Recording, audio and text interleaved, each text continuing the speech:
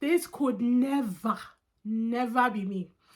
There would be a grave. One of us would be in it. I don't know if it would be her or me, but there would be a grave.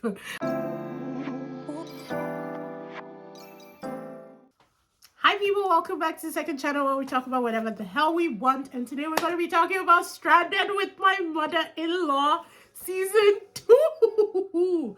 Did not expect this to get a second season. I covered the first season on the main channel. Maybe I'll put a link at the end of the video, or I don't think I can.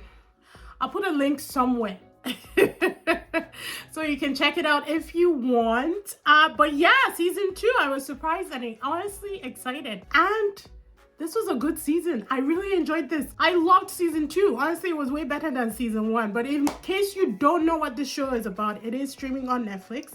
It's a Brazilian reality show where families are taken to a tropical island and they play games for cash prize. The cash prize was 500,000 real. I can't remember what season 1 was, but it's exactly what it sounds like. You are stranded with your mother-in-law. And like I said in season 1, 5 years ago, this could never be me. Me and my mother-in-law. There would be a grave. One of us would be in it. I don't know if it would be her or me, but there would be a grave.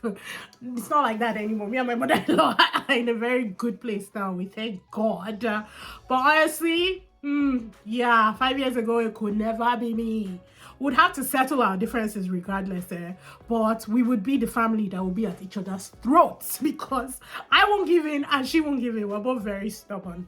When you think about the things that go on in the show, think Survivor meets Big Brother, and you lump the two together, and that's honestly one of the best ways that I can describe the show, because they do games and challenges in order to advance and get honeycombs, and the family with the most honeycombs at the end of the reality TV show gets to, or the three families with the most honeycombs gets to battle it out for the cash prize in the end. So this season brought together 5 new families. The Araujos, the Damasinos, hopefully I'm saying this right, the Kashiuras,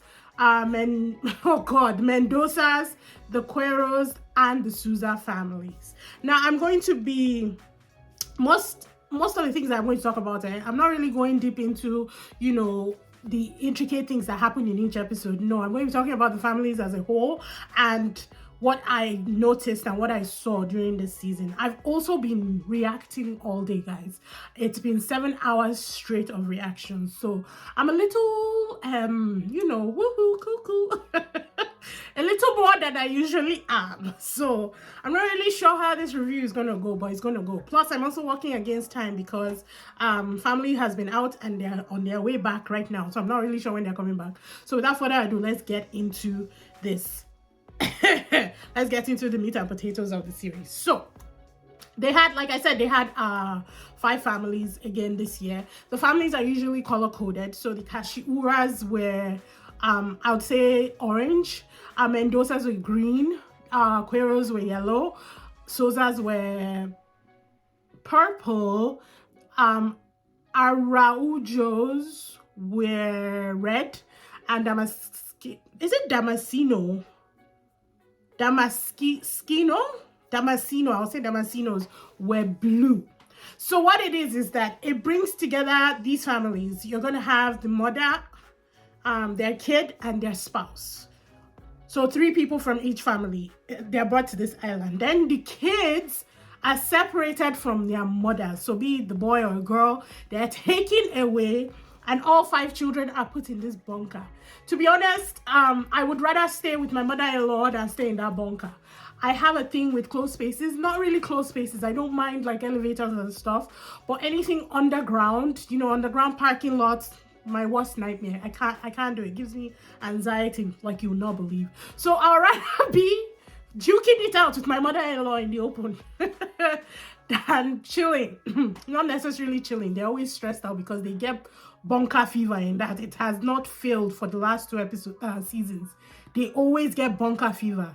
in that stupid bunker. But yeah, the children are placed in a bunker separated from their families, and then the mothers and their spouse, their children-in-laws are the ones who duke it out, ironing out all their problems, their situations and whatever, while also winning challenges, while also dealing with family, problems through with a therapist that they bring to the show, a family therapist that helps them, iron out their problems while sorting out relationships and meeting new people and interacting with new people and dealing with all that. It's a lot, guys. It's a lot. And the drama never ceases to be dramatic. But let's start with the Kashiuras, who were my favorites, because honestly, I just love Celine. So Kashiura, Celine is the mother-in-law, Miguel is the son-in-law, and Camila is the daughter. Camila is so sweet. Miguel is so sweet. And Celine is the sweetest. Honestly, she reminds me of what are their names?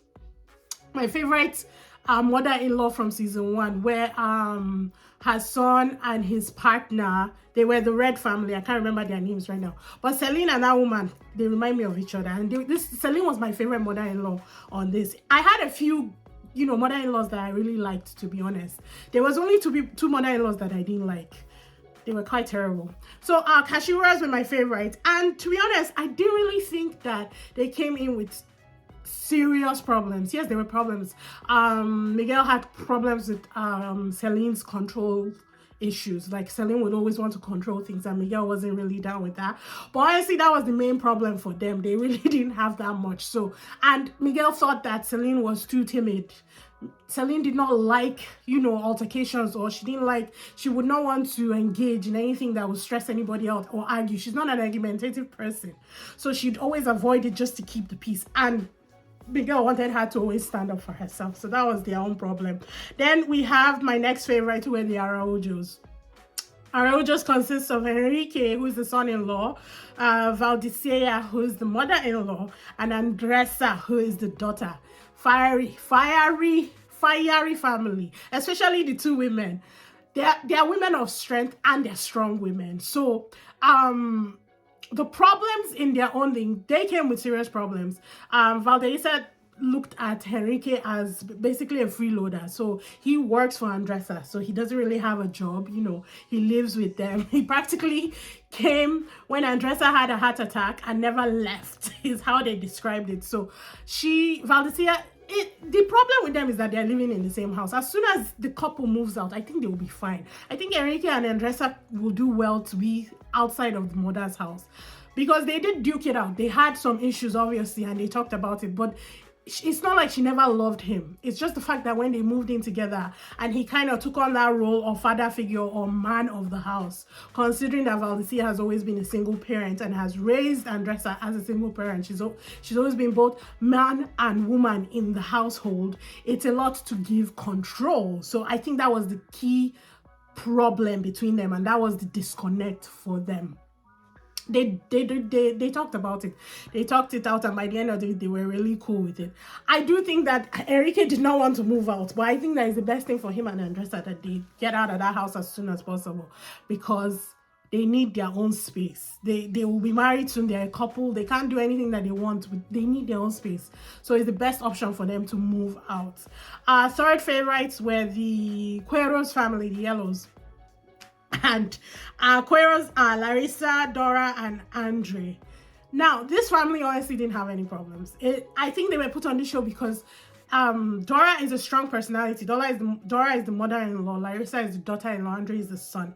Dora is a strong personality, but Larissa is a stronger personality. They didn't have problems. Yes, maybe the way Larissa and Andre got together in the beginning was kind of a thing for the mother, because she's so traditional, Larissa got pregnant before they actually got married and everything. But now they have 4 kids. She's a doting grandmother. She loves her son. She loves her grandchildren. And she loves her daughter-in-law. This family did not have problems. The only reason why I think that they were put on this show is because they are strong personalities.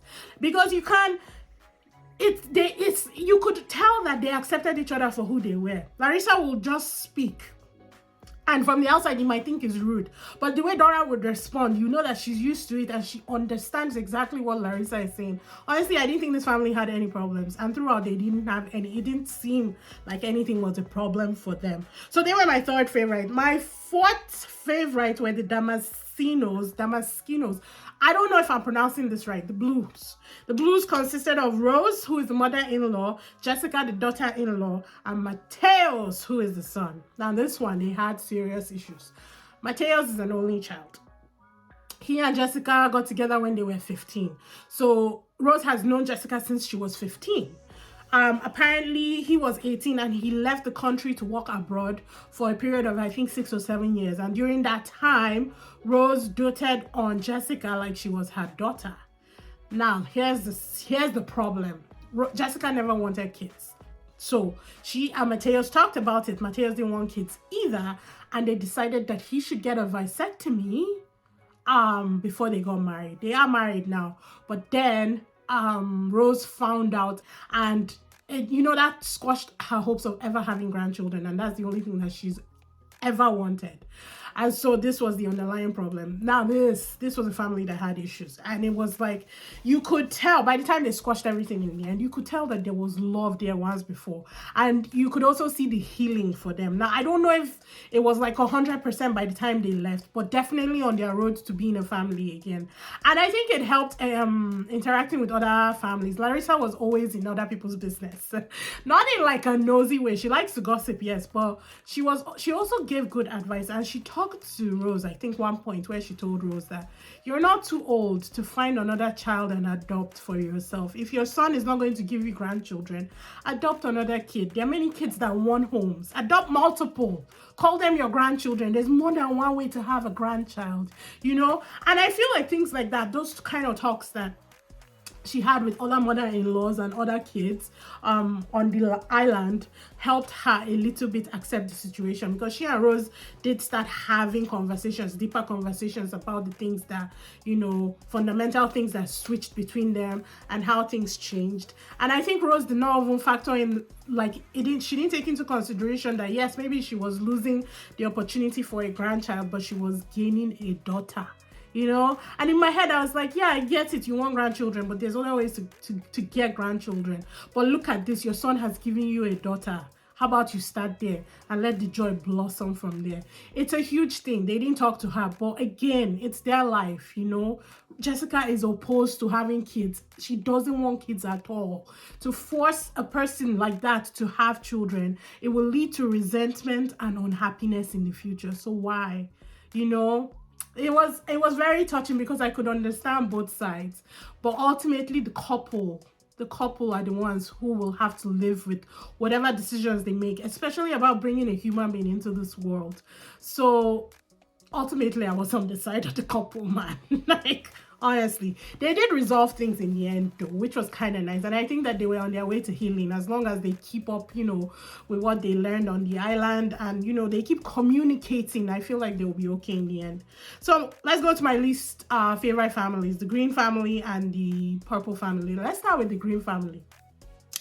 Mendozas are Patricia, who is the mother-in-law, Isabella, who's the daughter-in-law, and Rafa, who's the son. Patricia is a mad woman. I'm sorry, I hate to say this about a mother. Patricia is mental.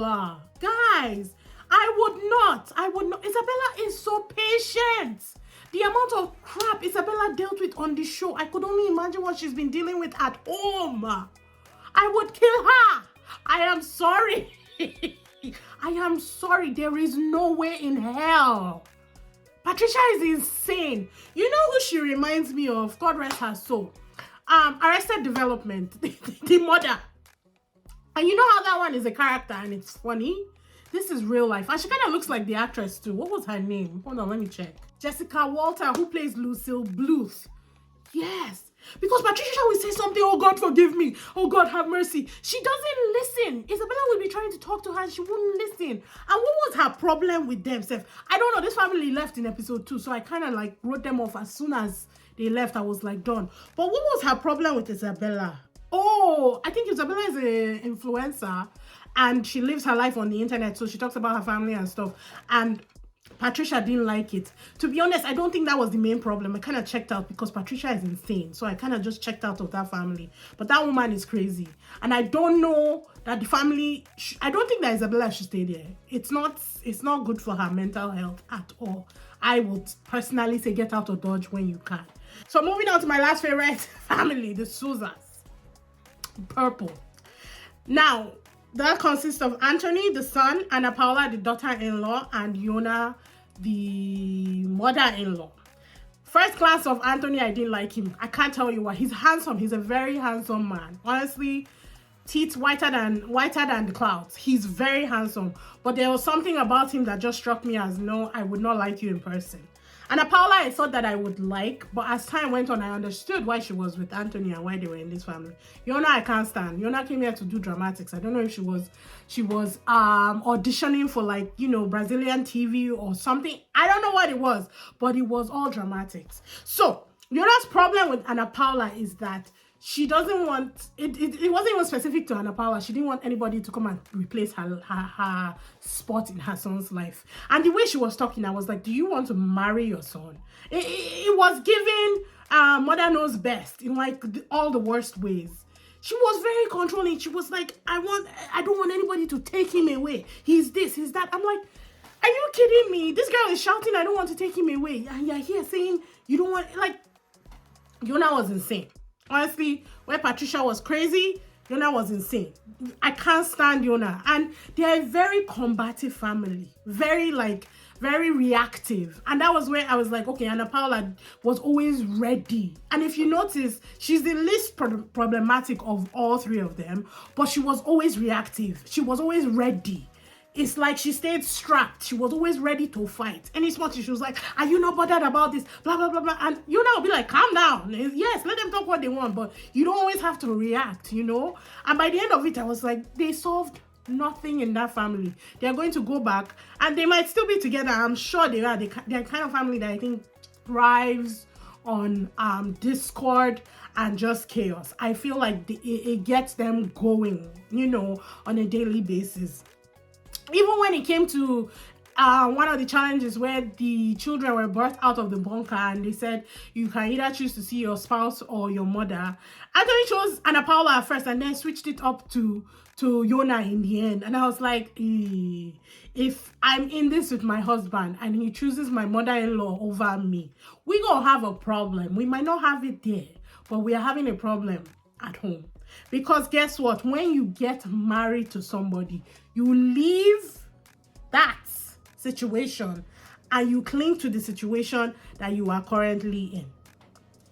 Is the truth. I mean, even Andressa switched her decision as well. And yeah, I get it, but I would have a problem with that if I was Enrique. Don't get me wrong. I know you love your mother, but we made our own family. We are our own unit now. Give me the message, I will go and give it to your mother. It's that simple. I just thought that it was telling, especially considering the relationship dynamic between Anthony and Paula and Yona, that he switched up from his wife to his mother. Anyhow, I also found it very interesting because in the bunker, Andressa has a very strong personality. She's a woman that says what she means and says it like with confidence. And I don't think Anthony appreciated that. So when all of them are jousting and Andressa says, don't worry, the Araujos are winning this. And Anthony took offense. Instead of him to say, ha, I get you, but the Sousas are winning this. Like, make a joke out of it. He took offense and he started saying that he doesn't like how she said it, how she did this, how she did it. And I was like, no, don't put a woman down just because you can't stand that she's a strong person in the room. I didn't like him. I didn't like him from get-go, and as soon as he said that, I was like, you're a write-off. But I thought that it was telling that the two children in the bunker were fighting, Purple and Red, and the mothers in the island, Purple and Red, Valdecilla and Yona, were also didn't like each other. I was like, then it's a family thing. It means that it wasn't meant to be. These people were never meant to be friends. Nobody actually liked the Suzas. Nobody liked Yona. She was a problem from the get-go. Anywho, it was interesting. I really do enjoy, especially the challenges that they do. But for me, it's the way they strip them down to nothing, because they bring this family therapist and they force them to confront the situations and the problems that they are facing. If they are willing to, some of them avoid it, but if they are willing to, they make them confront it there and there. And they strip them to their barest minimum, and then if they are willing, they help them build it back up again. I think that that's crazy. The games that they play, the survivor kind of challenges that they play, and then the mind games that they play, because you have people scheming and conniving to bring down the people with the highest honeycombs. You know, in the beginning, you have alliances forming. It became, in the bunker, it became orange, yellow, and red one side, and then purple and blue were the other side. So Anthony and Mateos were buddies, and then Andre, Camilla, and Andressa were a team. I thought that it was fan-freaking-tastic. Honestly, if I was in there, I would be with the orange, yellow, and red, because I didn't like Anthony in the first place. Bunker fever, them being there stuck together and having to interact with each other, not liking each other, but still making it work. Crazy.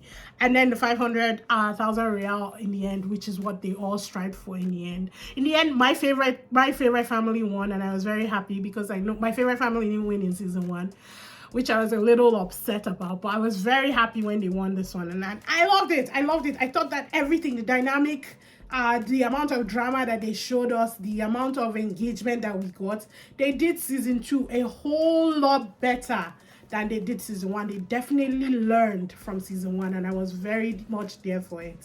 So I'm hoping that they get season 3. I'm hoping that it gets even crazier.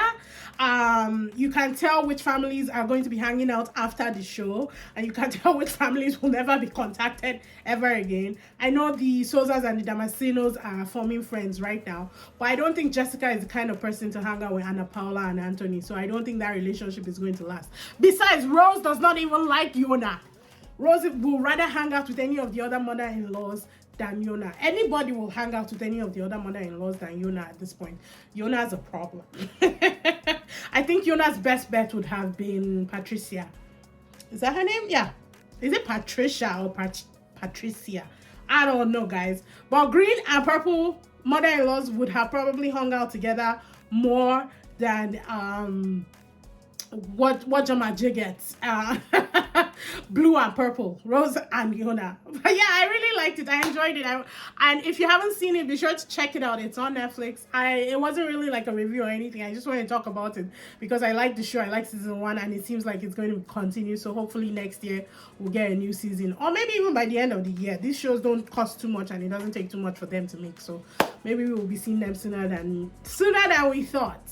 But let me know your thoughts, guys. Like I said, I didn't really want to go into the intricacies of every single thing that they went through, but I think I covered the fundamentals for each family and what I saw and what I think like might happen with them on the outside. But let me know if you watched it. Let me know who your favorites were, and let me know if you like the winners. Like and subscribe. I will see you guys in the next one. Toodles!